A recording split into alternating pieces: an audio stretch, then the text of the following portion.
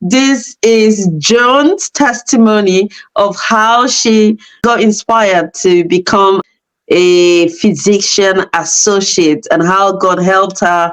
She went from being rejected to getting into medicine, and then she ended up studying biomedical science. And after then, she then did a 2-year master's course to become a physician associate. And that's how to become a physician associate. Hello, everyone. You're welcome back to Immigrant Voices and Victories.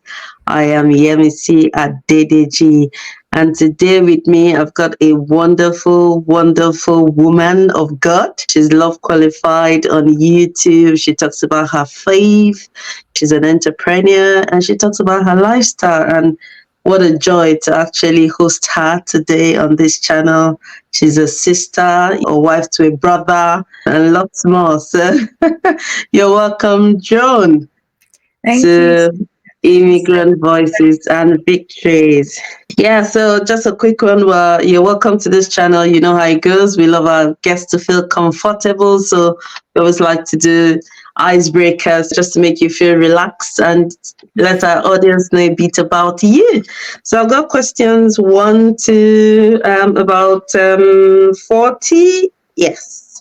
And then, 44. Yeah, so choose any number. Let's see how it goes. Number 40. 40. Wow. She's going even now. Okay. This will be a good one. I'm sure you're going to like this. What's your favorite book from childhood? Oh, this is a good question. My favorite book from childhood. Wow. I tell you what, I didn't used to read very much in childhood. Okay. I'm sure this is going to be like, what is wrong with this girl? I didn't really read much. I think it's probably because, where I grew up, like in Cameroon, I don't think we used to, my parents used to read very much. So yeah. I only started reading from secondary school. Wow, that's but that's life. That's just it. You're an author today, and it just means that your life has just gone in the trajectory of God. And you didn't have to be doing it to be doing it now. So, exactly. Yes. So let's go for another question. Yeah. Okay. Let's say 25. 25, an odd number. Yay. Okay, so what's something from your childhood that you still love to do today? Something from my childhood that I still love to do today. I suppose it's just because I'm the eldest of 3 children. I've got 3 younger brothers, and we used to because we growing up in Cameroon and things, I used to go off to boarding school for when I was in secondary school, and I come back, we used to be intentional about doing things together, as the 3 of us. And I think that we've carried on into adulthood, even though now in our all of us in our 20s, but we're very intentional about doing those things together to keep our bond. Sometimes I try to feel the odd one out because I'm the only girl, but I feel like these things that we normally do is keeping our bond. So maybe not not an interesting answer, but that's the first thing. No, it's you're as honest as you can get, isn't it? Yeah. Wow. So good. Yeah, we just want to know a bit about you and just push you a little bit, which is good. Oh, wow. So you're welcome again to Immigrant Voices and Victories, where we share about the personal journey of people who, have either grown in the UK or they're immigrant descent, or they're immigrants who have moved to the UK and have succeeded in their professional career. Every immigrant's journey is so unique. And I believe that, the personal journey of different immigrants would inspire another immigrant, to do their next big thing, to launch out, and I believe Immigrant Voices and Victories is a place where you can connect, learn, and be inspired. So if you're new here, kindly subscribe to this channel and hit the notification bell as we, bring lots of insightful personal journeys your way. And today we are with Joan. So let's get started. So can you tell us about yourself? Let's get an introduction. Yeah, hi everybody. My name is Joan. It's actually Joan. I know, I'm sorry. I find it difficult. I'm trying hard. I spent the first 15 years of my life with everybody calling me Joanne, and then moved to the UK and realized that it's actually pronounced Joan. And so now I have to convince all my African people to pronounce it the right way. But yes, I'm Joan Embola. I am, I suppose, a UK based, London based, Cameroonian Nigerian physician associate and Christian author. I live in London at the moment with my husband. And like I was saying before, I was born and raised in Cameroon, but I say Cameroonian Nigerian because I'm a quarter Nigerian. My dad is half Nigerian, so I always Oh, yeah. of my lineage, I suppose.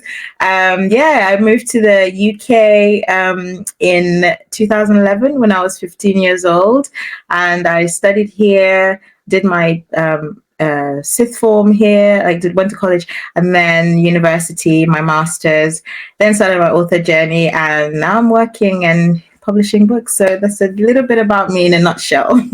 Oh, that's so good. You are, or you, yes, you still are the first physician associate I ever met. I never knew what that was ever. Like I was like, Rokunle's a physician. What's that? What's I don't know if you remember the first time I met you. That was my first question. Like, what do you do?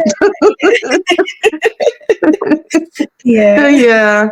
Well, that's so good. Yeah. So, yeah. So what motivated you really to pursue this career? It seemed like it's kind of like new. I don't know. Do I call it new or it's Relatively not been? new. It's not new. It's been in the UK for over 15 years. So I suppose Wow. compared to other NHS professions, it is relatively new. It actually is a profession that started in the United States. So they're called physician assistants in the United States, which is Oh, okay. it's not a very flattering name. I think they're trying to change it to physician associate, but that's where it started. And in the US, it's a very established integrated role, and they've had it there for over 50 years. So obviously from Wow. there, now people now came to the UK and tried to establish it here in the UK. Mhm. I was one of those children that I actually did not know what I wanted to do when I was in like primary school, up until even when I moved to the UK and I was in sixth form when I was doing my A levels, I didn't know what I wanted to do. I loved, all I knew is that I loved sciences. I loved biology. Biology is my favorite subject. It has always been my favorite. I did biology, chemistry, physics, maths, and further maths. As for A levels, when I was doing my the first year of sixth form, I did 5 subjects for whatever reason. And then I had to drop physics because I was like, even though I loved it, I didn't really need it for what I wanted to do. So I dropped physics and then I moved on to A2. And I remember when they were telling us about like applying, because you have to start applying to university. The very first like semester of A level, I had no idea what I wanted to do, but then medicine seemed like a good option because like everybody I was in who I was like literally I'm not that person who say I've always wanted to be like in the medical field since I was younger. I'll be lying to you if I say that. I just knew I loved science, but then since everyone around me was applying for medicine, and African parents, they'll be like, yeah, it's either doctor or engineer, but I can't be an engineer or accountant because I'm into sciences. And since I was into sciences, my options were kind of limited. It was either nurse, doctor. So I know. I I know. said, okay, fine, let's apply for medicine. That's where that was, and I'm being honest, like that's what motivated me initially. But then being an immigrant, so this is where my journey started because it was a very torturous journey for me. It wasn't easy Mm, um, mm, from that moment on when I decided I wanted to do medicine or work in a medical field up until when I actually got into PA school. So I applied the first time round and I got like 4 rejections because my application was not strong enough. I had just moved to the UK. I didn't have any work experience. The people who were applying, mm. whose applications I was going up against. These are people who have known all along that they wanted to do medicine. Their parents had been prepping them. Their parents had made sure that they had work experience. They made sure that their personal statement was great. I didn't have any of that advantage, and so I just got 4 pre-interview rejections, like straight off. I think before Christmas they rejected me, and wow. so and then my 5th choice was like biomedical science, but I was like, I didn't want to really do biomedical science. Actually, I think I might be remembering this wrong. Actually, I got one interview at St. George's, which is the university I went to. I had one interview. I can't remember because I applied so many times. I applied like 3 times, but I can't remember whether it was the first or the second time. So I got one interview, either the first or second time. And then I remember coming to London with my dad, and I was like, oh my gosh, London, I'm going to, come and study here and whatnot. And then I did that interview. I thought it went well. They put me on the waiting list for like months. And then they later on rejected me and said that I wasn't, I wasn't good enough or whatever. And then A-level results, they came because I did those 4 the 4 subjects. I did biology, chemistry, maths, and further maths. I got a B in biology, my favorite subject. Like I cried. I remember crying so hard. Oh my God. I got A's in the other 3 because you need 3 A's. Well, at the time, I don't know whether it's gone up now. I don't know whether because some unis wanted A star, AA, but at that time, majority of universities wanted 3 A's to get into medicine. So I needed, and a lot of them were saying you need to get an A in biology and chemistry. So because I had an A in chemistry, but I got a B in biology, a lot of universities were just disqualified for me. I couldn't apply to those.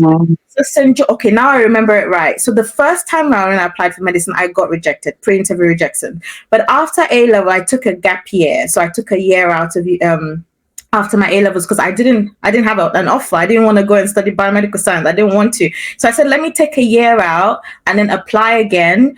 And to be honest, one of the reasons why I even was going to take that year out was because I had not been in the UK for up to 3 years. So even when I was applying the first time around, I was deferring my entry because if I was going to start straight after you have to pay.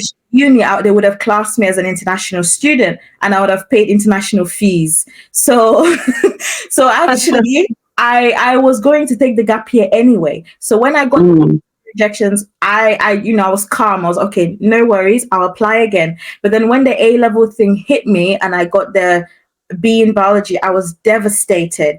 And so now I had to start researching all the different universities that want an A in either biology or chemistry. Those are those I had to start researching. So there were only 4 unis in the whole of the UK that said in their eligibility, in their entry requirements, biology or chemistry. And those universities were St. George's, Sheffield, Aberdeen, and Dundee in Scotland. Just those 4 unis out of the whole. The rest of them were like A's in biology and chemistry. That's how I ended up applying to St. George's. I'd never heard about St. George's before. It wasn't on the top of my list. When I was applying the first time around, I said I wanted to go to King's. I even applied to Cambridge. I think I applied to Cambridge. I want to go to, King's College London. That was used to be my dream university, like in the heart of London. Like, when you watch all these movies when you're growing up, like, I want to study in like the city, stuff like childhood. That was my dream. I want to study in King's College University. So that's how I learned about St. George's. And you just see how God was just like ordering my steps. Like, okay, this is what I know. Looking at, but no, you're going to go to Tooting, all right? So that's Tooting. That's where St. George's University is. So I applied that first time round, got the interview, and then they put me on the waiting list for a month, and then they rejected me. So that was round 2. And then I thought about, I was like, okay, fine. It's either I go to university and do biomedical science or I apply again another time. My parents were like, "What? You're going to stay home for 2 years? Like, why aren't you going to uni?" Because my classmates they were like going into their second year of university and I was still at home. I mean, I had been in the UK at that point for 3 years now, so there was no need for me to stay at home. But I genuinely did not know what to do with my life. I feel like at that point I would probably say that was probably like the lowest like lowest I'd ever been. If you want to talk about like mental health and like mood and stuff, like it was Mm. very low. That was the time I started journaling. I was journaling more, and I was just writing out my prayers to God, and I was just asking him, please just give me clarity, just help me. Like I feel like as immigrants, there is that pressure that you have to succeed and be better than your Mm. parents have achieved. But also, as the eldest of three, me being like the only girl, and I had two people behind me who were looking up to me, there was no option for me to fail. Like that pressure that they don't need to say it. My parents don't need to say it. And they're very understanding, like they're very supportive, but Mm. there was no option for me to fail. That's just how it Mm. is.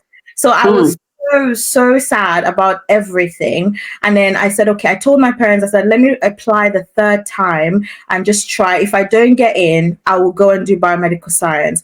This time around, I thought, let me just try and do it because I've had the interview experience. If I apply and I get an interview, I feel like I'm going to get an offer. Unfortunately, well, I say fortunately because I still believe everything works out for the good of those who. Yeah. So I did not get an interview at all the third time round. Right. Because there's a score, there's an aptitude test that you have to do. Medicine is so competitive. There's an aptitude test that you have to write, and then every university has a cutoff that everybody that has below that cutoff, they automatically reject you. I met the cutoff the year before for St. George's, but the second time round I didn't meet the cutoff, so all Wow. universities rejected me. So I said, okay, fine, I'll do biomedical science.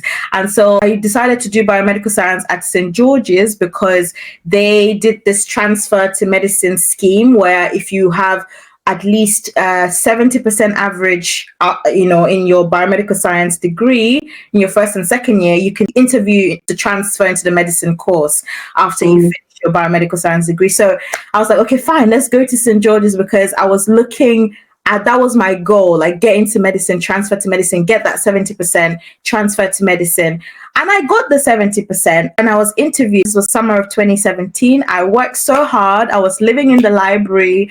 God really helped me, like strengthened me the whole way through. And then I interviewed the summer of 2017.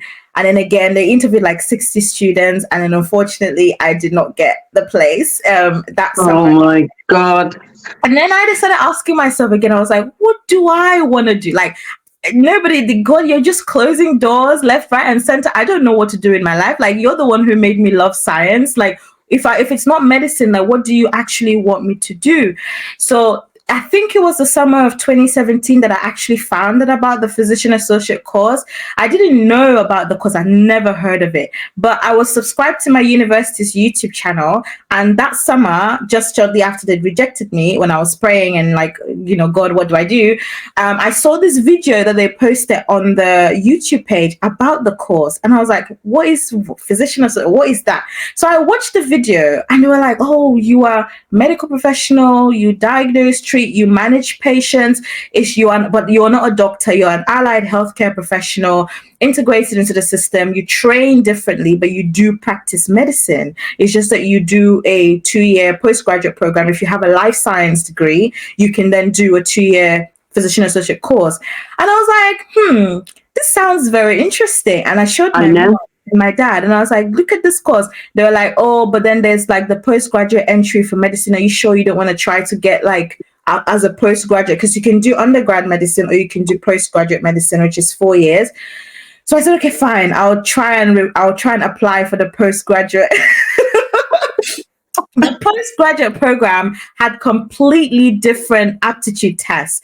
I had 1 month to prepare for the longest exam I've ever written in my entire life. It took us the whole day.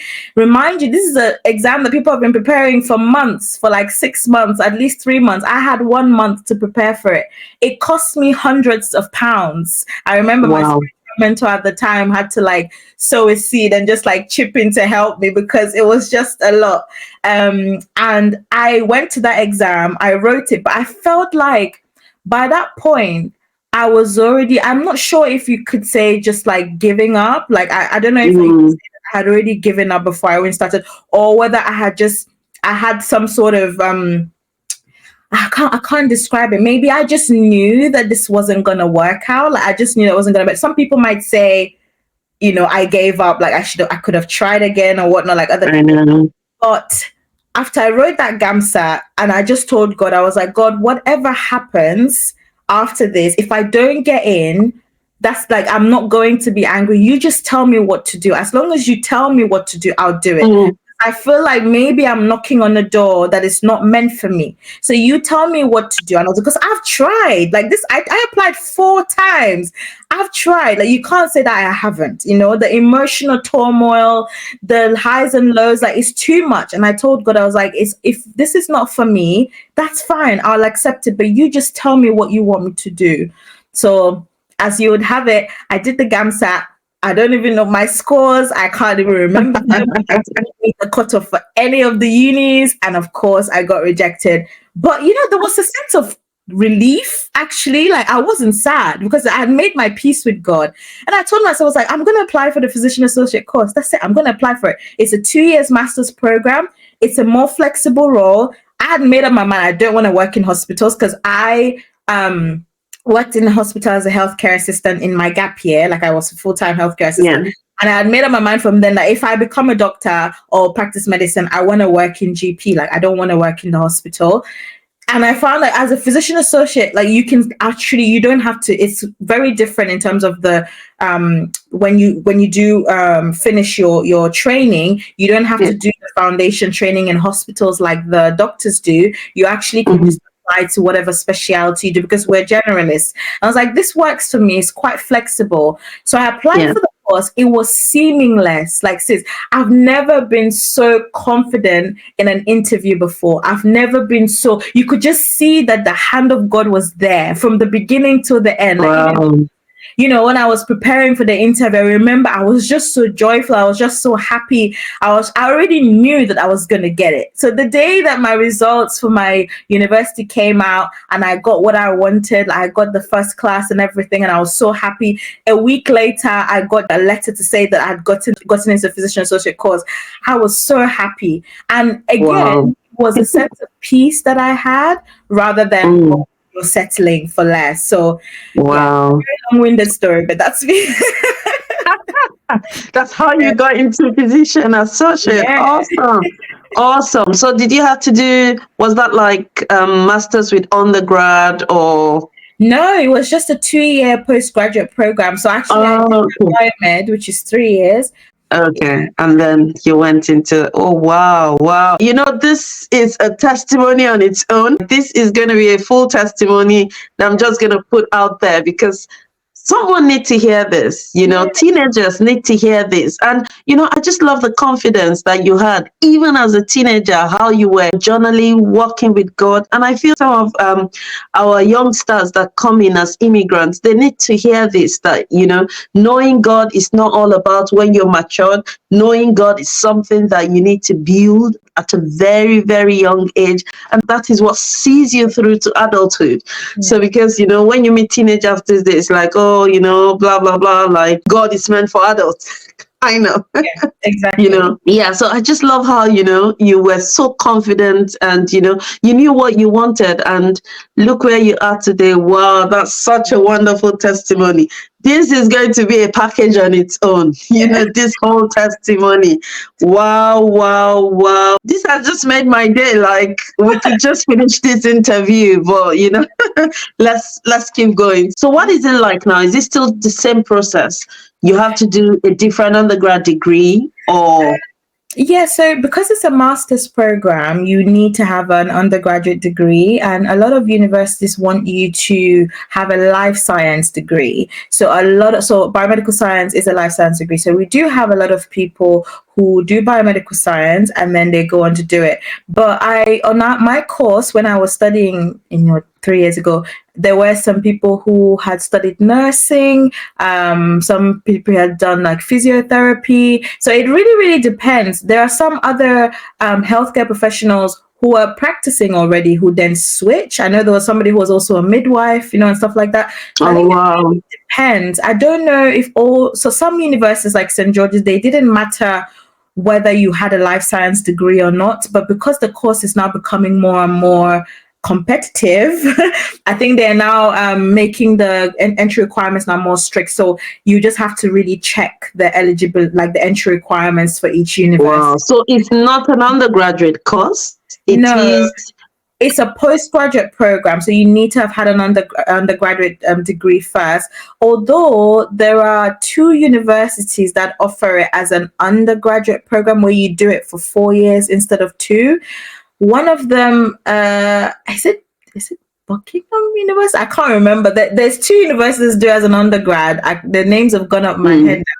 But most of the unis that do it is a postgraduate program. Oh, wow, that's good. So if you want to become a physician associate, you need to do it as a postgraduate program. Wow. So yeah, I think that just covers, your experiences, the challenges you went through your journey.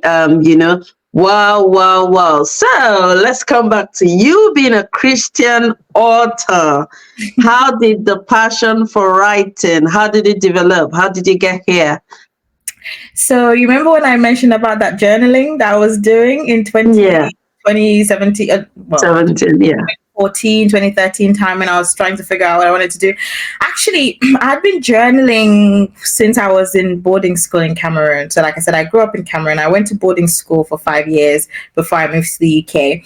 And I used to journal a lot in boarding school, but I used to write like poetry. I used to write poems a lot, like, or just my way of like creative expression.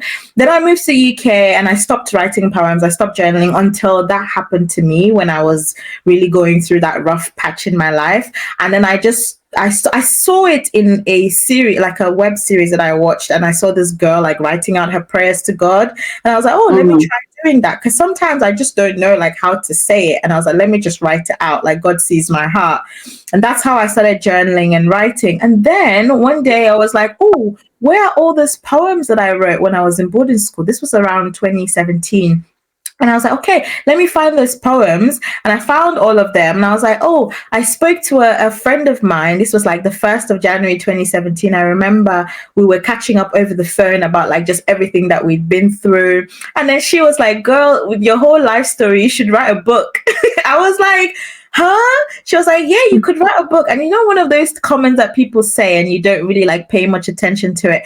But that day, I remember it was the 1st of January, 2017. And I was like, maybe I could write a book. And then there was this YouTube video of this woman I follow who was talking about her story on YouTube. And then she was like, I should write a book. And I was like, maybe this is God telling me to write a book. And so that's how I now picked up my laptop that day. And I said, I'm going to write a memoir about my life.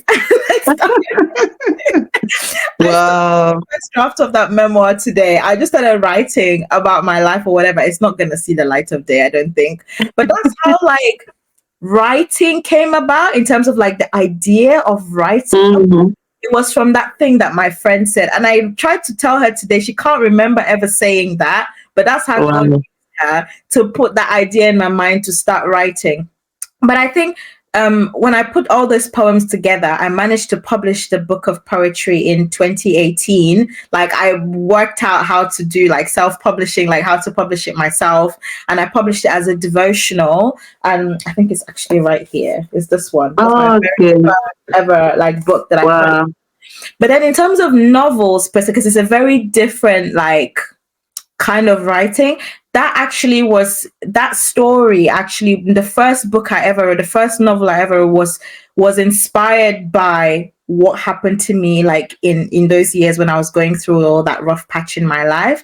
In 2017 September, I remember it like vividly. I was walking to university because I was in my final year, and I just got an idea. It was in that year that I had been saying I'm going to write a book. I just got an idea to write a story about a girl who is also struggling with her faith. But when she struggles through like all these different things, God is going to like guide her through it. And then in the end, she's going to look back and say, wow, God's sovereign, like just to see God's sovereign love through it. And that's how I started writing fiction. Like I had not been writing since I was a child. I just woke up one day and I had God put the story in my heart. I picked up my laptop and I started writing it. And that's where it all began. Wow, wow, so good, so good. Wow, wow, wow. That is so good. So what's really the themes or messages that is important to you in your writing? Yeah, so I write Christian fiction. So like I said, I write the novels, which is Christian fiction. And the message and the themes that my heart's cry and the burden that I have as a Christian fiction author is writing, because I love love. I love love stories. I'm a hopeless romantic. I want to write stories, God honoring love stories, stories about love, but that are honoring to God.